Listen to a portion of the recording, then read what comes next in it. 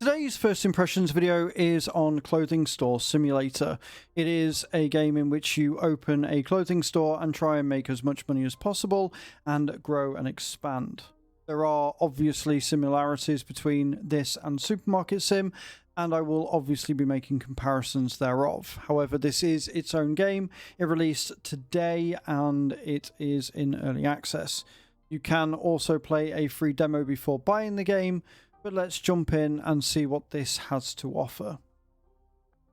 The options menu is actually pretty complete. It has a lot going for it.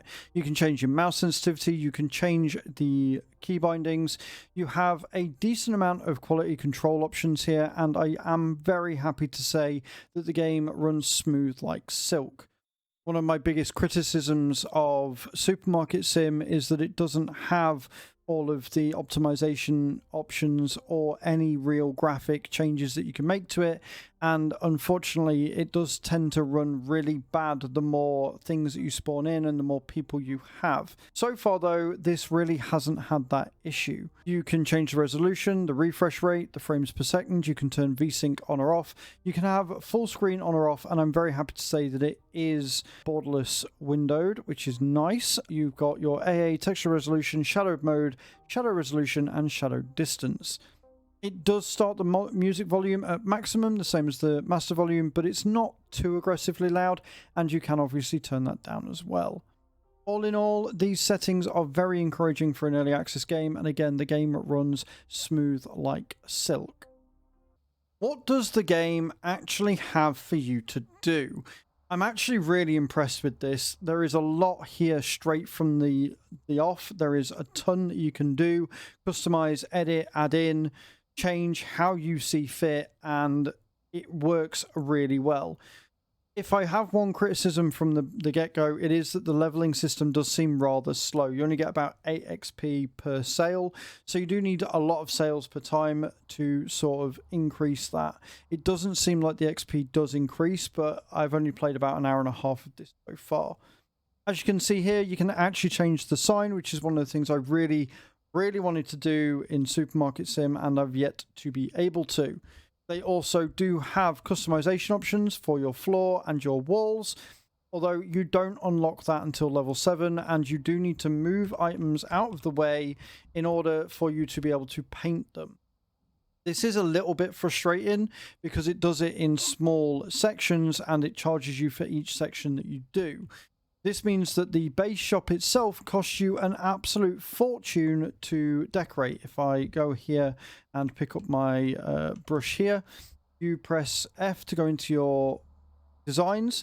You have a number of different designs available from the get-go. I don't know if they're going to be adding to this, and you can see how much it costs you to put these down on the wall. So we're going to choose the wall paint here and the floor paint here. So this will cost me $5 per thing that I put down, and then it will literally highlight a section for you to do, and it doesn't require you to change between the two. It is, however, still rather finicky, and again, very expensive to do your entire shop floor, so do keep an eye on those pennies as you go through and make your store look really fantastic. The grid section for this is good and bad. I feel it is, like I said, very finicky to do, and can take a fair bit of while, as well as costing you quite a pretty penny. Other things you can do, you can unlock more things. If we go over to the computer here, if we put that down on the thing, you go over to the computer, you've got a number of different options here. Now, one thing is important to note with the payments is that it doesn't take it out automatically, which is something that Supermarket Sim, in my opinion, does much better. It tells you how long you've got, and then it will just pay it automatically. This, it doesn't. They do stack up, and if you don't pay them on time, you will get a late payment fee, and that's bad. That's not good. We don't like that. You have got a leaderboard, which is interesting, and you've got statistics which are coming soon, which I'm really excited about and really want to see. The main things that you're going to be going in here are the wholesaler, store manager, and your employees. So if we go into the wholesaler here, you've got a number of different options you can acquire. You've got all your different clothing lines, you've got your different furnitures that you get, and as you see, as we go down, you do unlock more and different things, and there are a ton of stuff. although it only goes to level 24 now. This is an early access game and more updates are hopefully going to be coming. You've got a number of different brands that you can go with, and these go all the way up to level 70, which is much more encouraging. And then you've got your special design as well, so you can have different designs for a different amount of cash. And again, these go all the way up to level 80. So there are numerous things that you can get as you go through here. Your stock, this is somewhat disappointing. This is where you change all your prices. Now again, in Supermarket Sim, when you get your item, once you bought it from the wholesaler, the first time you put it down on a shelf, it sells it at cost. This automatically prices it at market value, and this sort of takes away some of the challenge.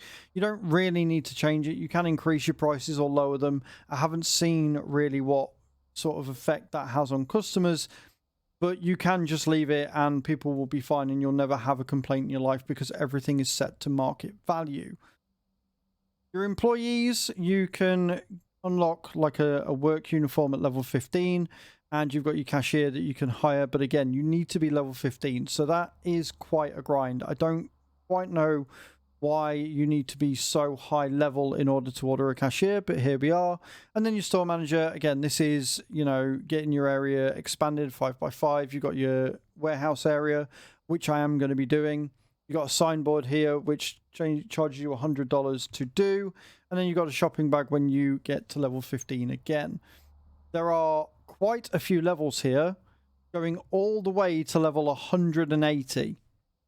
That is fantastic, because you don't get that in Supermarket Sim. So again, it's another area that it kind of really beats out on. And even here, level 62 for 11 warehouse upgrades, Supermarket Sim does not have anywhere near that many. As for the prices and things that you bought, once you buy them, we buy this one for an example, your truck will come and it will deliver it. And then you can hold your mouse button, take them, and then you can put them wherever you want. You can place them on the floor. You can put them straight on the shelf as long as there's room. And again, if you just hold them, it will take them. One thing I am a little bit sort of wary of is the fact that it flashes when you do it. That could be an epilepsy warning, so do be aware of that. And then obviously you can place them on the ground or you can throw them if you so desire. One thing I do find really cool is that customers will come into the fitting room and they will leave clothes behind. They will walk around here and they will leave clothes everywhere, and you will have to pick them up and put them back, just like a real clothing store. You can dress the mannequins in anything you like, which is really awesome. And then obviously once you get your store upgrades and bigger areas, you will probably unlock different lighting, different sort of decorations that you can put down and things like that. Overall, this is a very complete, very well done simulator, and I think that it is going to be a lot of very stiff competition for Supermarket Sim. One thing that is very similar to that is the time. It takes your customers around an hour to 2 hours to actually come in the store, and then at 9 o'clock they finish, but customers are still coming in.